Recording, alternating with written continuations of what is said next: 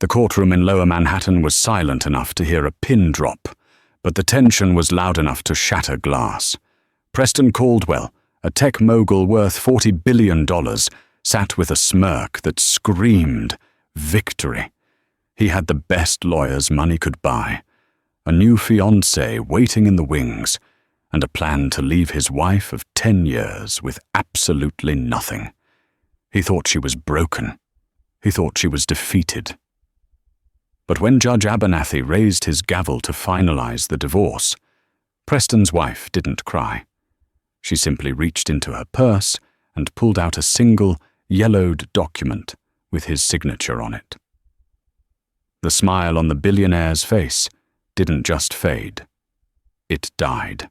The oak-paneled walls of the Southern District Court of New York had seen their share of high-stakes drama, but nothing like the dissolution of the marriage between Preston and Natalie Caldwell.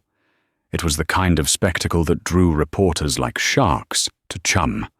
Outside, the flashbulbs popped in a chaotic rhythm, blinding anyone who dared step out of a black SUV.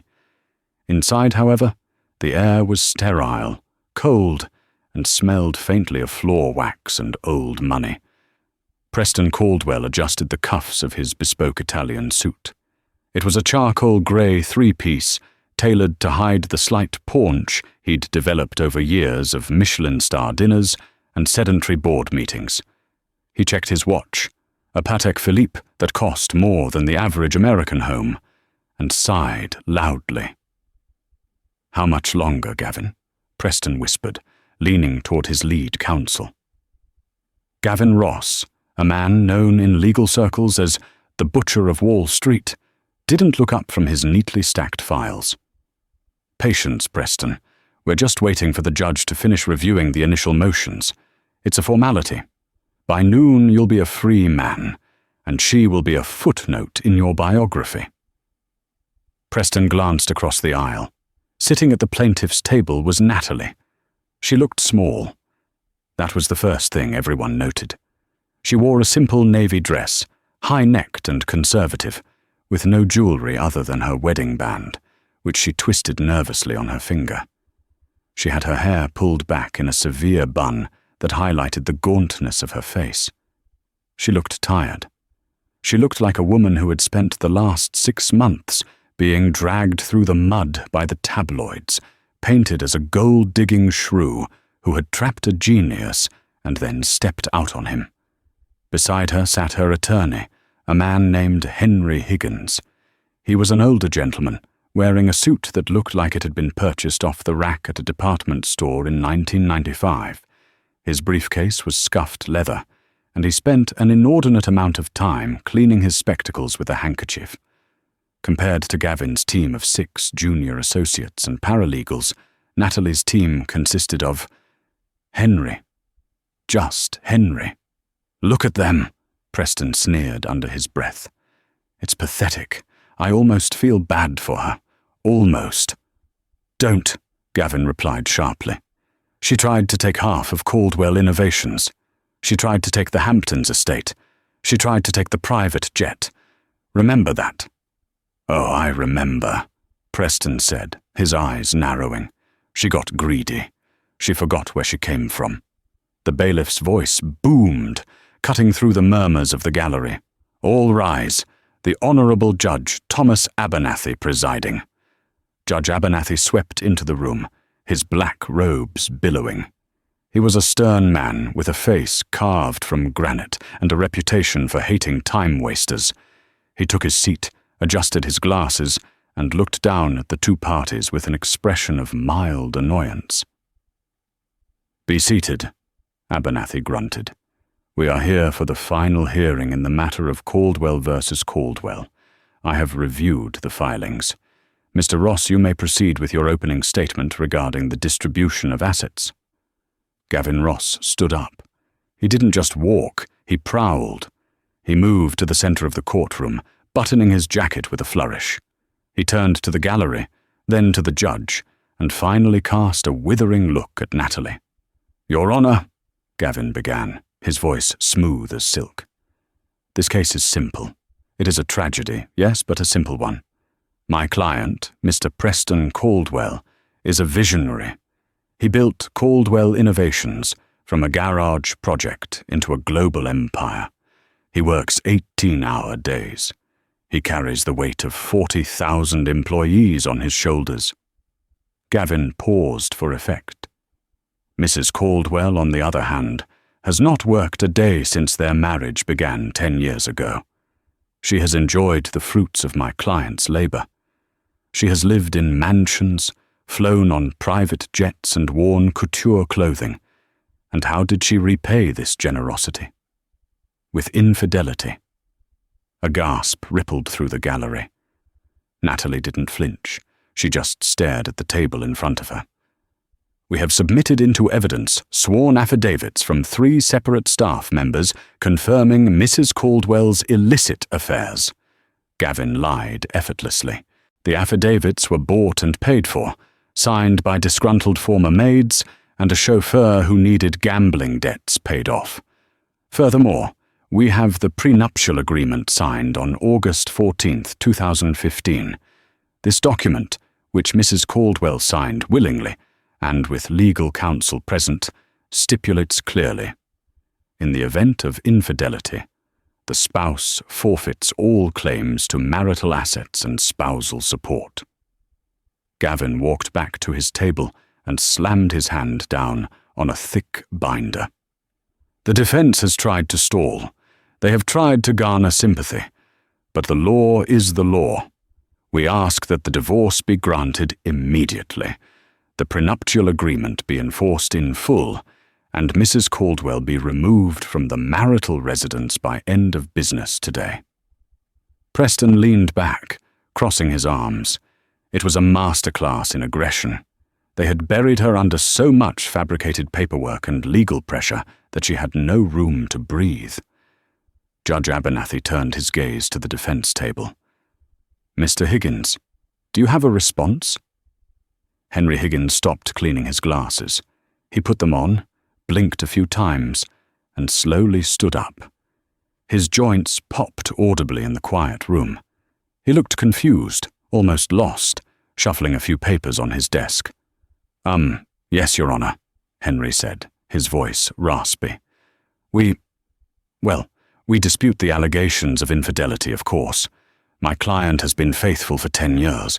The affidavits Mr. Ross mentions are, let's call them imaginative fiction. Objection, Gavin barked. Sustained, Abernathy sighed. Mr. Higgins, do you have evidence to refute the prenup? Because if that document stands, the infidelity creates a breach regardless of your denials.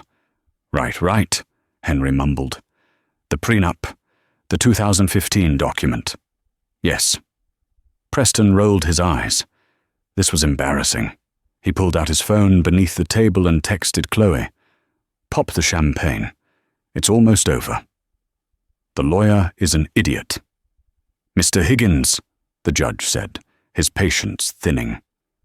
If you have nothing substantive to add, I am prepared to rule. I do have one thing, Your Honor, Henry said. He looked over at Natalie. She gave him a tiny, imperceptible nod.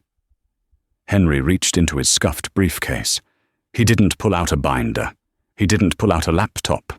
He pulled out a single, slightly crinkled piece of paper inside a plastic protector. You see, Your Honor, Henry said, his voice suddenly losing its rasp and becoming clear and strong.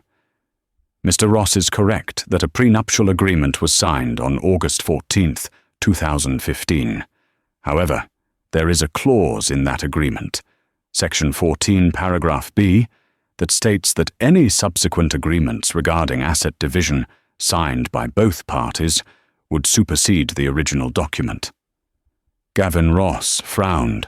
He whispered frantically to his junior associate. Check the files. Is there a Section 14? Yes, but it requires a notarized amendment, the associate whispered back. They don't have that. We would know. Henry walked to the bench and handed the paper to the judge. This, Your Honor, is a document dated December 25, 2018. It is a handwritten amendment, notarized by a justice of the peace in Aspen, Colorado, and signed by both Mr. and Mrs. Caldwell. Preston froze. Aspen. Christmas 2018. He felt a cold drop of sweat slide down his spine. He remembered that trip. They had been snowed in. He had been sick, delirious with a high fever, thinking he was dying of some exotic flu he'd picked up in Singapore. Natalie had nursed him for 3 days straight. "What is this?" Preston hissed at Gavin. "What is he talking about?" "I don't know," Gavin snapped. "You never told me about an amendment." Judge Abernathy adjusted his glasses and read the document. His eyebrows shot up toward his hairline. He looked at Preston, then back at the paper, then at Natalie. "Mr. Ross," the judge said, his voice dangerously calm. "You might want to take a look at this." Gavin Ross snatched the document from the bailiff's hand. He scanned it, his face draining of color with every line he read. Preston leaned over his shoulder, his heart hammering against his ribs. It was a piece of hotel stationery from the Little Nell in Aspen. The handwriting was shaky, but unmistakably Preston's. "I, Preston Caldwell, being of sound mind, hereby declare that in gratitude for saving my life and standing by me when the board tried to oust me, I void the infidelity clauses of our previous agreement.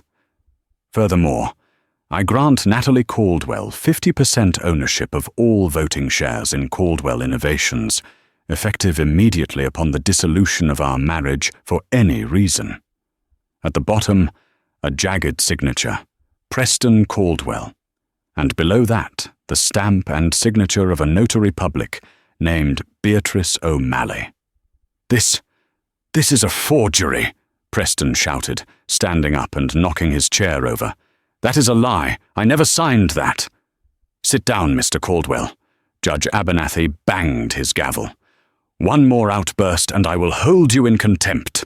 Preston sank back into his chair, breathing heavily. "Gavin, fix this. I didn't sign that. I was sick. I was out of my mind. It was the fever." Gavin, however, was a lawyer first and a sycophant second. He recognized a legal landmine when he saw one. He looked at the date, December 25th, 2018. "Your Honor," Gavin said, his voice tighter now, lacking the arrogance of 5 minutes ago. "My client asserts that he has no recollection of this document. Furthermore, even if the signature is genuine, the conditions under which it was signed, duress, illness, would render it void. A handwritten note on hotel stationery cannot overturn a 50-page legal contract drafted by top firms." Henry Higgins smiled. It wasn't a nice smile. It was the smile of a hunter who had just watched the trap snap shut. "Actually, Your Honor," Henry said, walking back to his table and leaning against it casually. "In the state of New York, and indeed under the jurisdiction where this was signed in Colorado, a post-nuptial agreement need only be in writing, signed by both parties, and acknowledged in a manner required for a deed to be recorded. Mrs. O'Malley, the notary, is prepared to testify via video link. She remembers the night well. It was Christmas. Mr. Caldwell was quite lucid. He was crying, actually, begging Mrs. Caldwell not to leave him because the board of directors was investigating him for embezzlement." The word hung in the air. Embezzlement. Preston's face went white. The gallery erupted into whispers. Reporters were typing furiously on their phones. "That's a lie," Preston roared, unable to help himself. "The board investigation was internal. It was confidential." "Ah," Henry said softly. "So you admit there was an investigation?" Preston clamped his mouth shut. He had just walked right into it. Henry continued, pacing slowly. "You see, in 2018, Mr. Caldwell wasn't the titan he is today. He was in trouble. He had moved funds from the employee pension scheme to cover bad bets on cryptocurrency.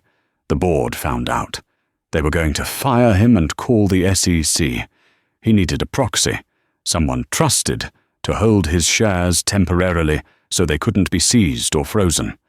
He transferred them to his wife, and to get her to agree to be his accomplice in hiding assets. He wrote this note. Gavin Ross looked at his client with horror. "Preston, tell me this isn't true." Preston stared straight ahead, his jaw locked. He couldn't speak. If he admitted to the reason for the note, he admitted to securities fraud. If he denied the note, he lost half his company. "We have the transfer records," Henry said, pulling another document from his battered briefcase. Dated December 26th, 2018. The shares were moved to a trust in Natalie's name, then moved back 6 months later, when the investigation cleared. But the note? The note didn't say the ownership was temporary. The note says she gets 50% effective upon dissolution of marriage. Henry turned to Natalie. She finally looked up. Her eyes were dry, clear, and cold as ice. "My client didn't want to use this," Henry said, his voice dropping to a solemn register. "She wanted a quiet divorce. She wanted a fair settlement. But you, Mr. Caldwell, and you, Mr. Ross, decided to play dirty. You fabricated affairs. You slandered her name in the press.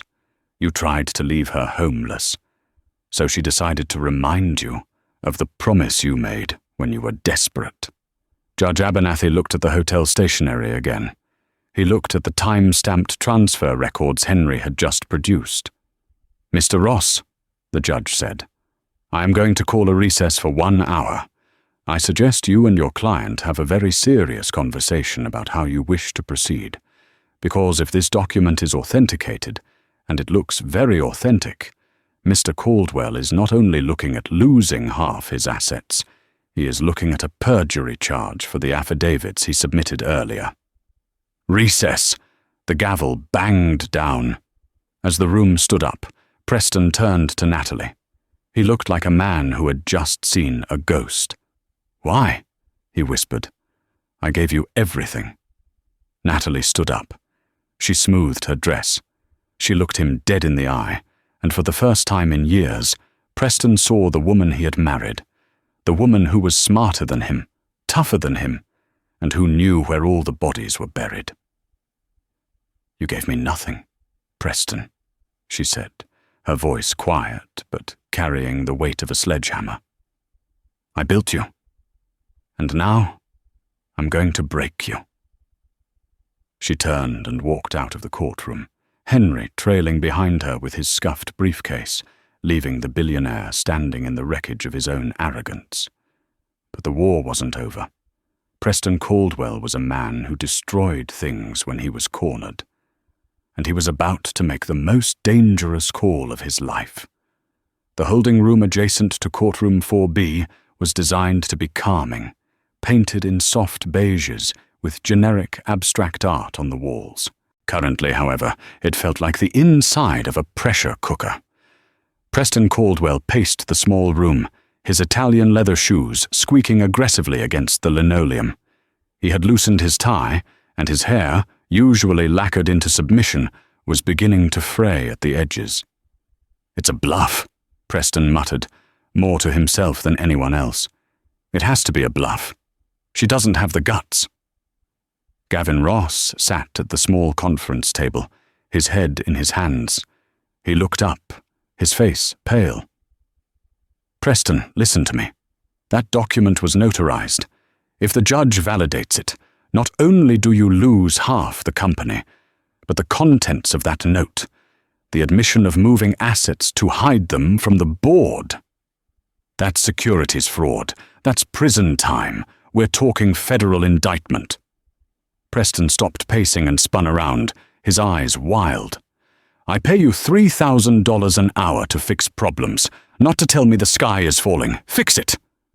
"I can't fix a signed confession," Gavin snapped, losing his composure. "You didn't tell me about the Aspen note. You ambushed your own legal team. My advice? We settle. Right now. Give her the 50%. Keep the note sealed. Pray she doesn't leak it to the SEC." Preston laughed, a cold, humorless sound. Give her half. I built Caldwell Innovations. I slept under my desk for 3 years. I missed my father's funeral for a product launch. She just existed. She made coffee. She decorated the house. She saved your hide in 2018, apparently. Gavin countered. Preston slammed his fist onto the table. Get out. Excuse me? I said, get out. You're fired. You're useless. Gavin stood up, straightened his jacket, and picked up his briefcase. You're making a mistake, Preston. The judge gave us an hour. You're walking back in there without counsel. I have other resources, Preston hissed. Go. As soon as the door clicked shut behind the lawyer, Preston pulled out a burner phone he kept in his jacket pocket, a habit from the days when he was skirting SEC regulations. He dialed a number he hadn't used in 2 years. It rang once.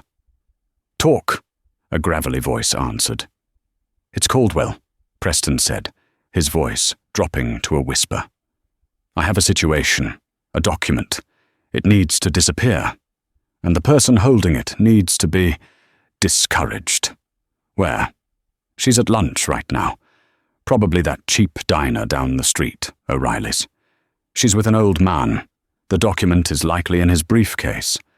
Brown leather, beat up. And the woman? Scare her, Preston said, a cruel glint in his eye. Don't touch her face. Cameras love her face. But make her understand that if she proceeds with this, she loses more than just the lawsuit.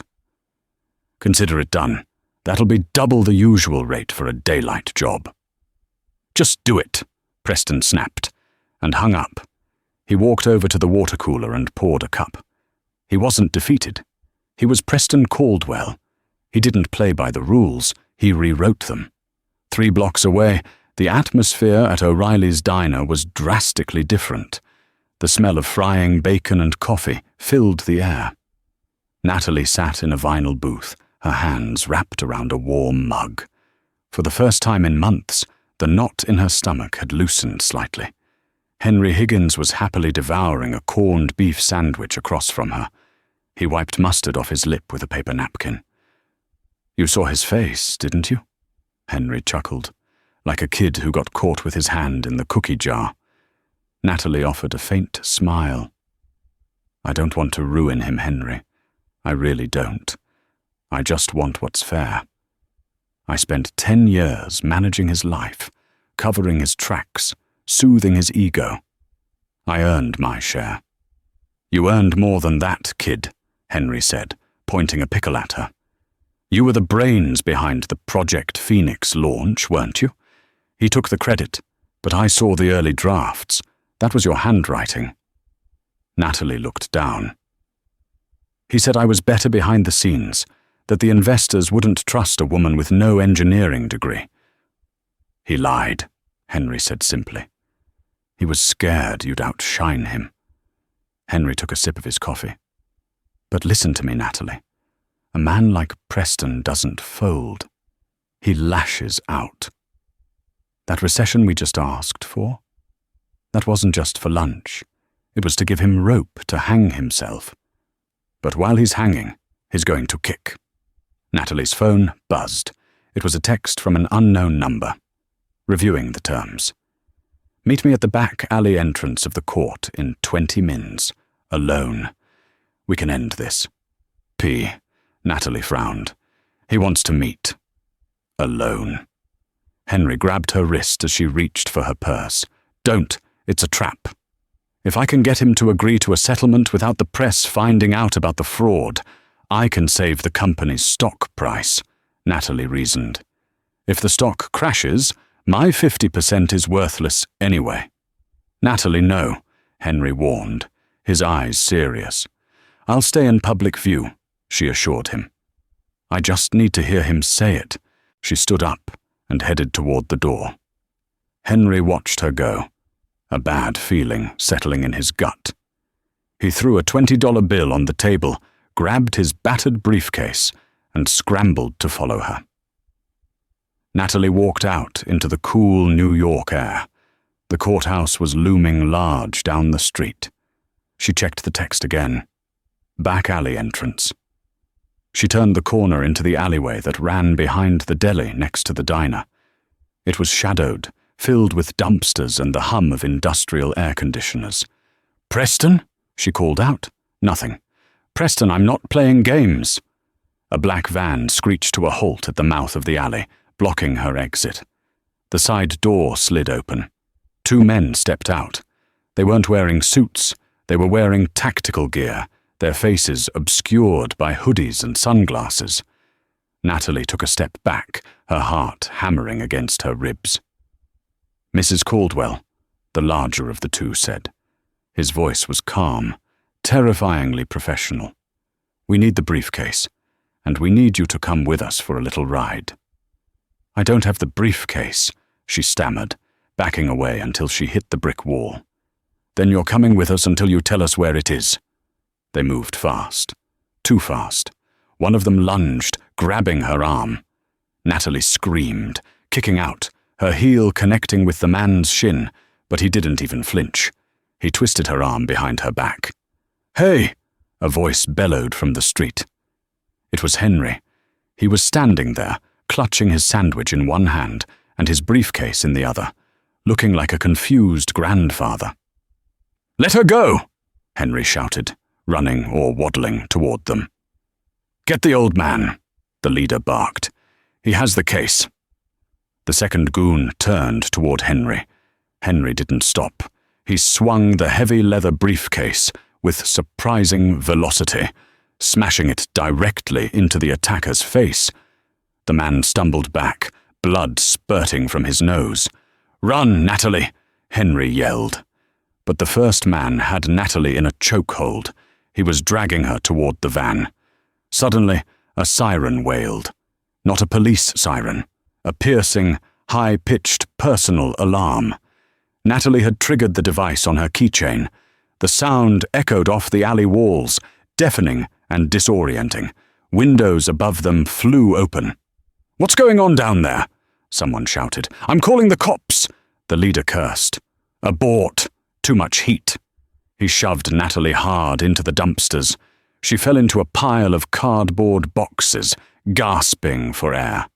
The men jumped back into the van, tires squealing as they reversed out of the alley and sped away into the Manhattan traffic.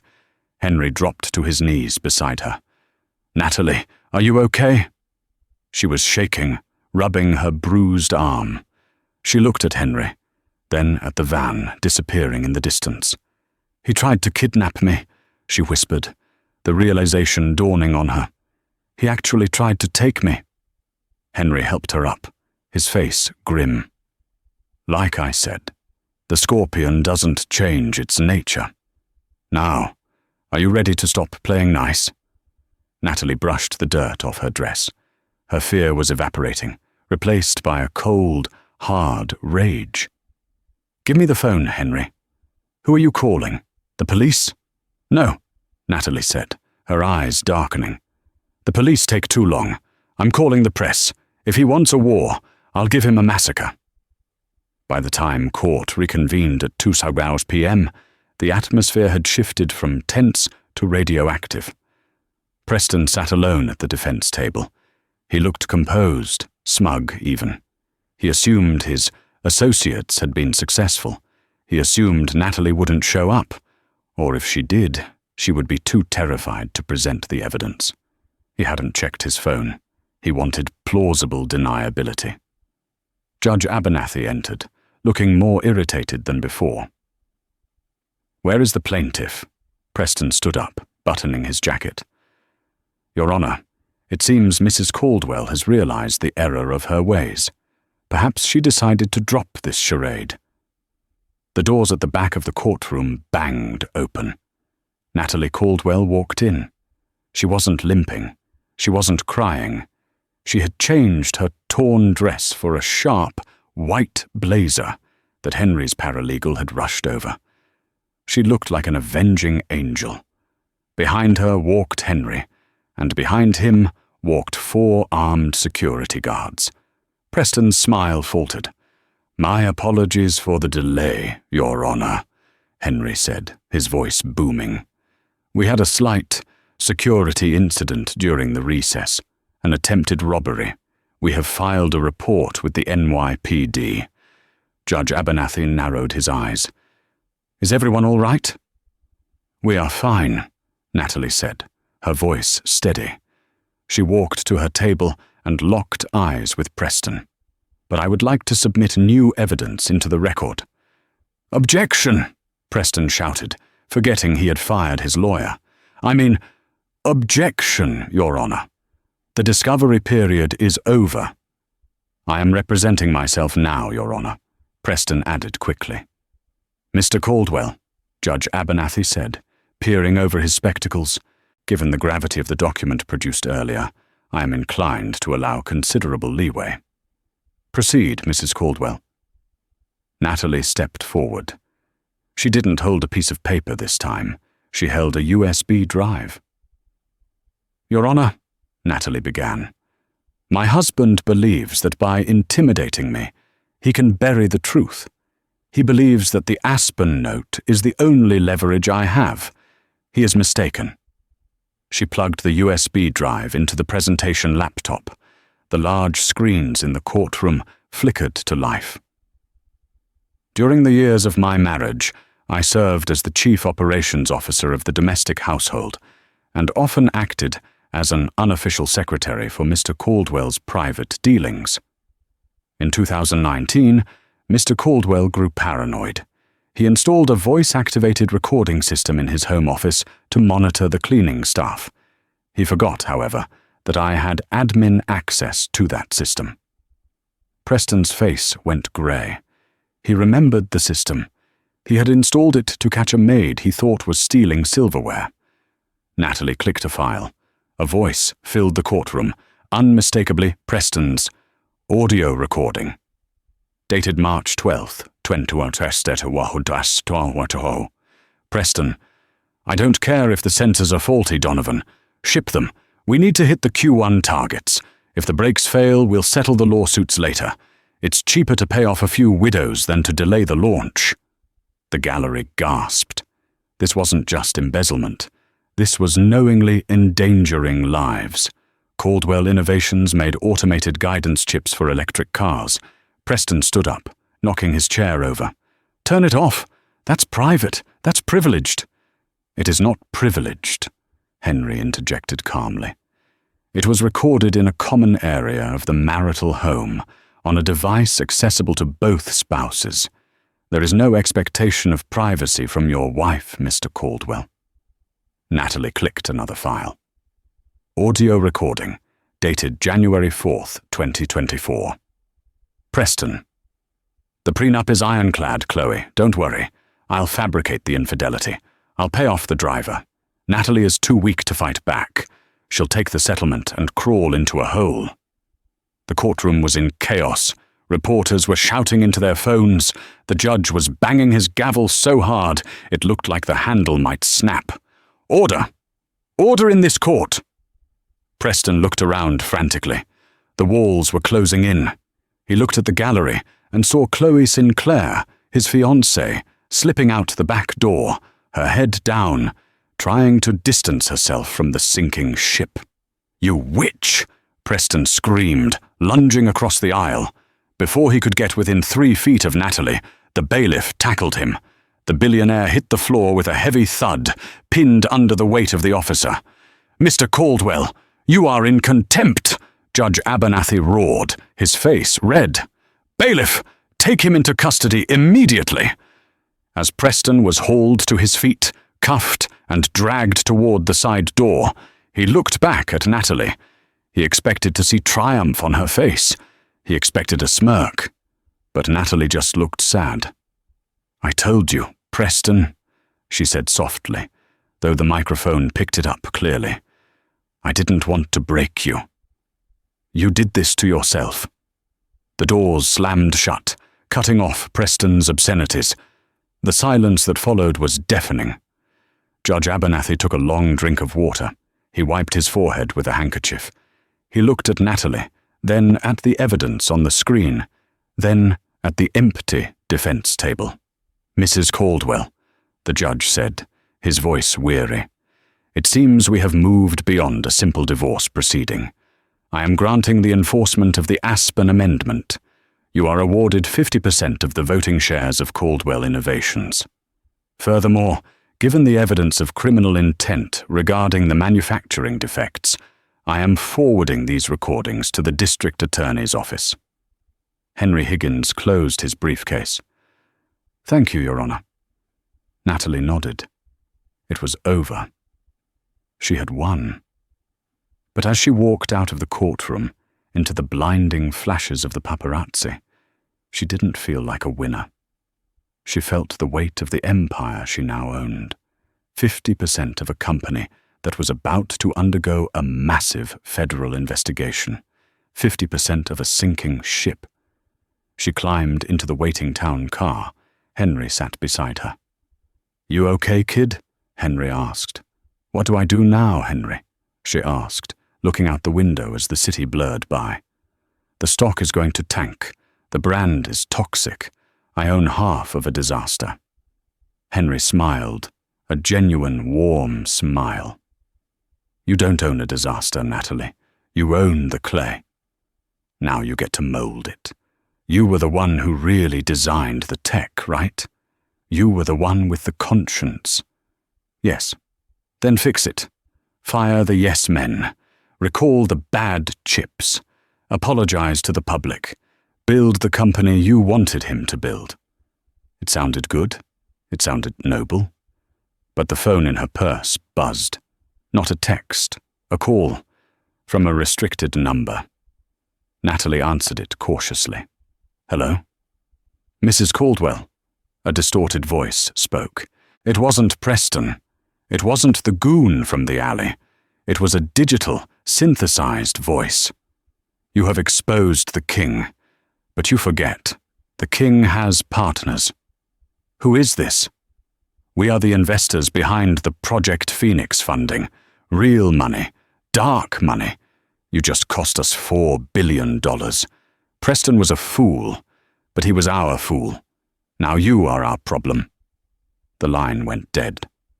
Natalie lowered the phone, her blood running cold. She realized then that Preston was just the face of the monster. By cutting off the head, she hadn't killed the beast. She had just woken it up. The headquarters of Caldwell Innovations pierced the Manhattan skyline like a shard of obsidian. It was a 50-story monument to Preston's ego, a fortress of glass and steel that housed the secrets of the next industrial revolution. When Natalie's town car pulled up to the curb, a phalanx of security guards was already waiting. They weren't the usual building security. These men wore suits that cost more than Henry Higgins' car, and they had earpieces that buzzed with silent orders. "Stay in the car, Natalie," Henry said, looking out the window nervously. "This doesn't look right. We should call the federal marshals." "We don't have time for marshals, Henry," Natalie said, her voice tight. That voice on the phone said they are the investors. That means they are already inside. If I don't secure the servers now, whatever leverage I have, whatever proof exists of who they are, will be deleted. She opened the door and stepped out. The wind whipped her hair across her face, but she didn't flinch. She marched up the marble steps, Henry scrambling to keep up with her. A tall, broad-shouldered man with a scar running through his eyebrow stepped in front of the revolving doors. He crossed his arms. "Building is on lockdown, Mrs. Caldwell," the man rumbled. "Board orders. No entry." Natalie stopped inches from his chest. She looked up, her expression unreadable. "I own 50% of this building as of 2 hours ago. The other 50% belongs to a man currently being processed at central booking. Who, exactly, on the board is giving you orders?" "Mr. Raymond Croft," the guard said. "Acting interim CEO." "Raymond Croft," Natalie repeated. The name was familiar. He was a silent partner, a man who rarely attended meetings, but whose signature appeared on the most complex, opaque financial transfers. He was the money man. "Move," Natalie said. "I can't do that, Mum." Natalie pulled out her phone. She didn't call the police. She opened the Caldwell Innovations employee app, the one she had helped design years ago. She tapped a sequence of codes she had built in as a back door for system maintenance, a God mode meant for emergencies. Suddenly, the security turnstiles inside the lobby locked down. The lights in the atrium flashed red. The electronic locks on the main doors clicked open. "I just overrode the building's security protocols," Natalie said coldly. "In 30 seconds, the fire suppression system is going to dump 10,000 gallons of chemical foam into the lobby unless I input the cancellation code.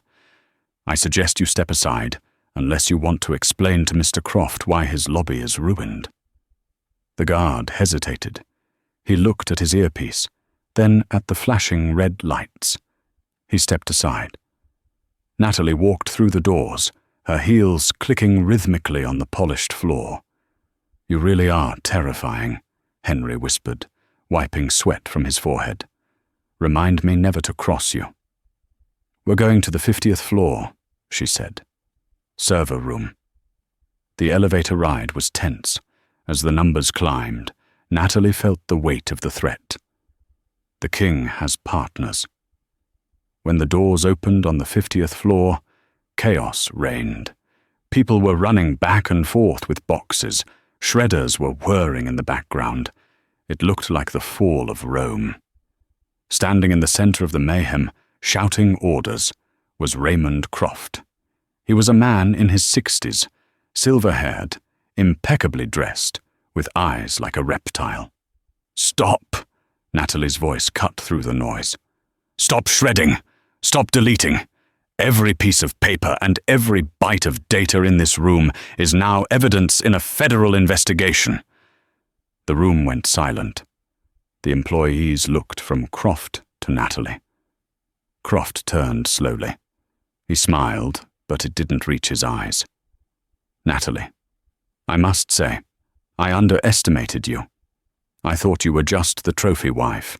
Clearly, Preston was holding you back." "Get out of my chair, Raymond," Natalie said, walking toward the massive desk at the end of the room. "It's not your chair yet," Croft said smoothly. "The transfer of shares takes time to process. In the interim, I have a fiduciary duty to protect the company's assets." "Is that what you call this?" She gestured to the shredders. "Protecting assets? It looks like destruction of evidence." "We are merely restructuring," Croft said. He took a step closer, lowering his voice. "Natalie, listen to me. You've had your fun. You humiliated Preston. You got your revenge. But you are playing in a sandbox with grown men now. The people I represent, they don't get sued. They don't get arrested. They solve problems. Permanently." "Is that a threat?" Henry asked, stepping forward with his chest puffed out. Croft laughed. "It's a courtesy warning. Here is the offer. We buy your 50% right now. Cash. $2 billion. Wired to a Swiss account of your choice. You take the money, you move to the south of France, and you never speak the name Caldwell again. If you refuse..." He let the sentence hang in the air. Natalie looked at the shredders. She looked at the panicked faces of the young engineers and interns. She thought about the Project Phoenix chips, the ones that failed, the ones that killed people. $2 billion, Natalie mused. "Tax-free," Croft added, sensing a deal. Natalie walked over to the main server console. She looked at the screen. A progress bar was moving. System wipe, 85% complete. They weren't just shredding papers. They were wiping the core algorithms. If that hit 100%, the proof of the faulty chips and the proof of the dark money funding them would be gone forever. "It's a generous offer," Natalie said, her hand hovering over the keyboard. It's the only offer, Croft said. Do we have a deal? Natalie looked at Croft. You know, Preston used to say that everyone has a price. He thought mine was a diamond necklace. She smashed her hand down on the keyboard. Cancel. The screen flashed red.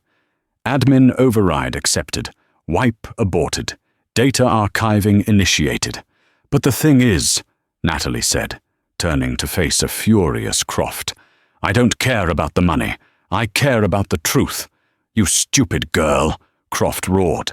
Seize her. Two of the private security guards moved toward her. I wouldn't do that, a voice shouted from the elevator bank. A squad of uniformed NYPD officers poured onto the floor, weapons drawn. Leading them was a man in a rumpled trench coat, Detective Rourke. Raymond Croft, Rourke barked. Step away from Mrs. Caldwell. We received an anonymous tip about mass destruction of evidence related to the Caldwell case. Looks like the tip was accurate. Croft froze. He looked at Natalie with pure venom. You called the police? No, Natalie said, surprised. She looked at Henry. Henry shook his head. I didn't call them, Natalie said. We got a call from the inside, Detective Rourke said, cuffing Croft. Someone named Lucas in IT said you guys were trying to wipe the servers remotely. A young man with thick glasses and a Star Wars t-shirt peeked out from behind a server rack. He gave Natalie a shy wave. Take him away, Rourke ordered. As Croft was dragged past Natalie, he leaned in. This isn't a victory, Natalie. You just signed your own death warrant. The ledger isn't on these servers. You'll never find it. And without it, you can't touch the real power. Natalie watched him go. The adrenaline was fading, leaving her legs shaking. The ledger, she whispered. What ledger? Lucas, the IT guy, walked over timidly. Mrs. Caldwell, I think I know what he means. There's a rumor in the coding department. Preston kept a physical backup, a hard drive that isn't connected to the network, an air-gapped drive. It has everything, every transaction, every name. Where is it? Natalie asked. Nobody knows, Lucas said. But Preston was obsessed with it. He called it his life insurance. Natalie's eyes widened. Life insurance. I know where it is, she said. Henry looked at her. Where? He told me once, Natalie said, her mind racing back to a memory from 3 years ago. He said if anything ever happened to him, the only thing that mattered was the first dollar. He has the first dollar he ever earned framed in his private study at the estate. I always thought it was sentimental. But Preston isn't sentimental. We have to get to the estate, Henry said. Now. No, Natalie said. If Croft knows about it, his people are already there. It's too dangerous. Then what do? We go to the one person who hates the investors as much as I do right now, Natalie said grimly. We go to prison. Rikers Island felt less like a prison and more like a tomb. The fluorescent lights buzzed with a headache-inducing frequency as Natalie sat across from Preston, behind the thick safety glass. The billionaire who once commanded rooms with a whisper now looked hollowed out. His skin was sallow, his eyes darting nervously toward the guards. You look terrible, Preston, Natalie said, her voice devoid of sympathy. They denied bail, Preston whispered, leaning in close to the mesh partition. The DA is talking about manslaughter charges for the car crashes, but that's not the problem. My partners, the investors, they're not businessmen, Natalie. They're warlords. They launder money for cartels. Project Phoenix wasn't just about cars. It was about guidance chips for illegal drones. Natalie felt a chill that had nothing to do with the air conditioning. So you were selling weapons tech? That's why you need the ledger? It's my life insurance, Preston hissed. As long as I'm the only one who knows where it is, they won't kill me. If I give it to you, we're both dead. They're going to kill you anyway to silence you, Natalie countered sharply. Your only chance is to help me burn them down. Where is it? You told me once it was behind the first dollar frame in your study. Preston shook his head frantically. No, that's the decoy. It's rigged with a dye pack. If you open the frame, the drive melts. The real drive is in the one thing I knew nobody would touch. He paused, his voice trembling. It's in Buster's urn. Natalie blinked. The golden retriever they had cremated years ago. The dog? The bottom unscrews. It's in the ashes. Natalie stood up. Goodbye, Preston. She met Henry in the visitor parking lot. The rain was coming down in sheets now. It's at the estate, she told him. In the dog's urn. We have to go now. The drive to the Hamptons was a white-knuckled blur. When they arrived, the estate was dark, the power lines cut. Henry reached into his glove box and pulled out a snub-nosed revolver. At Natalie's shocked look, he shrugged. I was a public defender in the Bronx in the 80s. Old habits. They crept through the back garden, the mud sucking at their shoes. Inside, the house was silent, but it wasn't empty. Heavy footsteps echoed from the second floor. They're sweeping the bedrooms, Henry whispered. Go to the study. I'll draw them off. Before Natalie could protest, Henry moved into the foyer and fired a shot into the ceiling. Hey, come and get me, you cowards! As the tactical team upstairs thundered down toward the kitchen, Natalie slipped into the study and locked the heavy oak doors. She fumbled in the dark for the brass urn on the mantelpiece. Her hands shook as she twisted the base. It gave way with a metallic click. She dumped the contents onto the desk, grey ash, and a silver, heat-shielded USB drive. She grabbed it just as the French doors behind her shattered inward. Raymond Croft stepped through the broken glass, rain dripping from his trench coat. He held a silenced pistol leveled at her chest. I knew Preston was sentimental, Croft sneered. Hand it over, Natalie. You'll kill me anyway, Natalie said, clutching the drive. Smart girl. Croft cocked the hammer. Suddenly, the room was flooded with blinding light. Red laser dots danced across Croft's chest. Police! Drop the weapon! Detective Rourke stepped through the broken doors behind Croft, flanked by a SWAT team. We got a tip from your IT guy before he went under, Croft. Game over. Croft froze, then slowly lowered the gun as officers swarmed the room. Natalie slumped against the desk, the silver drive safe in her hand, listening to the beautiful sound of handcuffs clicking shut.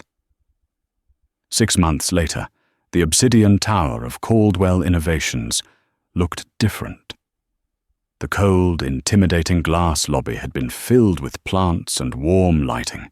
The security guards no longer wore military-grade tactical gear. They wore blazers and smiles. But the biggest change was the name on the brass plaque behind the reception desk. Phoenix Technologies. Natalie sat in the CEO's office, formerly Preston's fortress of solitude. She had removed the imposing mahogany desk and replaced it with a round table made of reclaimed wood. The shredders were gone. The secrets were gone. Henry Higgins sat opposite her, sipping tea. He looked healthier. The bruising from the estate raid long faded, though he still walked with a cane he insisted was for style. The stock is up 12% this quarter, Henry noted, reading the financial report. Pivoting from guidance chips to medical imaging robotics.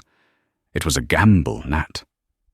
It was the right thing to do, Natalie said, signing the final stack of paperwork. We're saving lives now, Henry, not taking them. The fallout from the ledger had been nuclear. Raymond Croft was serving 3 consecutive life sentences. Half the board of directors had been indicted. And Preston Caldwell, the man who wanted to be a king, was currently in a minimum security facility in upstate New York, working in the laundry room. He had pleaded guilty to avoid a treason charge. "You know," Henry said, putting down his cup, "you could have taken the $2 billion and disappeared. Why stay? Why do the hard work of cleaning up his mess?" Natalie stood up and walked to the window, looking out over the city that had once terrified her. She touched the simple gold necklace she wore. No diamonds, just a small phoenix pendant. "Because, Henry," she said softly, "if I ran away, I would always be the ex-wife of a fraud. I stayed because I wanted to be the woman who fixed it. I didn't want his money. I wanted my name back." She turned back to the old lawyer, a genuine smile lighting up her face. "Besides," she added, "I needed a job to pay your exorbitant legal fees." Henry laughed, a warm, raspy sound that filled the room. "I'm worth every penny, kid." Natalie looked at the city below. The storm was over. She wasn't the victim, and she wasn't just a survivor. She was the architect of her own future. That is the story of Natalie Caldwell, a woman who proved that the most dangerous person in the room isn't the one shouting the loudest, but the one who listens, waits, and keeps the receipts. Preston thought he could discard her like an old contract, but he learned the hard way that when you sign a deal with the devil, you better read the fine print, especially if your wife wrote it. If you enjoyed this story of betrayal, justice, and sweet revenge, please smash that like button. It really helps the channel grow and lets me know you want more stories like this. Don't forget to subscribe and hit the notification bell so you never miss an upload, and tell me in the comments, would you have taken the $2 billion and run, or would you have stayed to expose the truth like Natalie? I'll be reading your answers. Thanks for watching.